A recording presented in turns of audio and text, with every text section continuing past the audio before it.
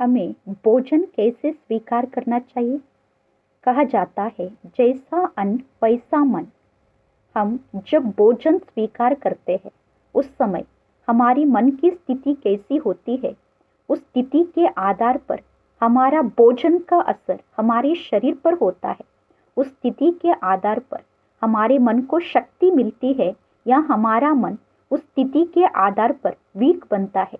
इसीलिए भोजन स्वीकार करते समय ना फोन पे बात करना है, ना व्हाट्सएप चेक करना है, क्योंकि हम जो कुछ भी बात करते हैं, जो कुछ भी देखते हैं, उन बातों का असर हमारे मन पर होता है। क्योंकि जो आहार हम स्वीकार कर रहे हैं वो आहार अन्न के जैसा मन को बना देता है। इसीलिए जब भी भोजन करते हैं उस समय समझना चाहिए मैं परमात्मा का प्रसाद स्वीकार कर रहा हूँ।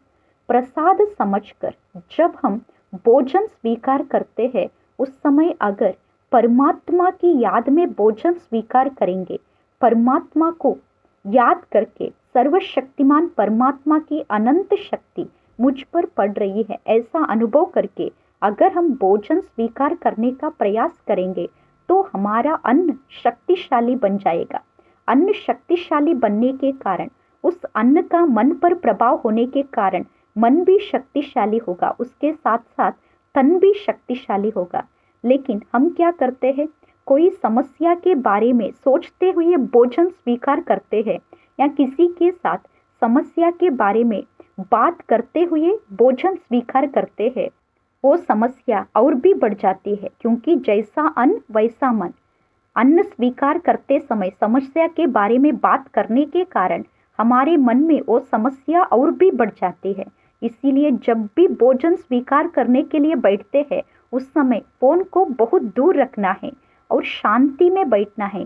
भोजन स्वीकार करने के पहले याद करना है कि सर्वशक्तिमान पिता परमात्मा मेरे भोजन में अनंत शक्ति भर रहे हैं, ये भोजन शक्तिशाली बन रहा है, ऐसा अनुभव करके बाद में परमात्मा साथ है ऐसा अनुभव करते हुए अगर हम भोजन स्वीकार करेंगे तो हमारा भोजन शक्तिशाली भोजन बनेगा, हमारा अन्न प्रसाद बन जाएगा।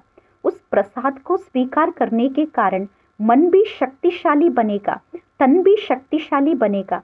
10 मिनट जब हम भोजन स्वीकार कर रहे हैं उस समय अगर शांति में परमात्मा की याद में भोजन स्वीकार करेंगे तो सारा दिन मन शांत रहेगा और मन शक्तिशाली रहेगा, हमारा तन भी स्वस्थ होता जाएगा।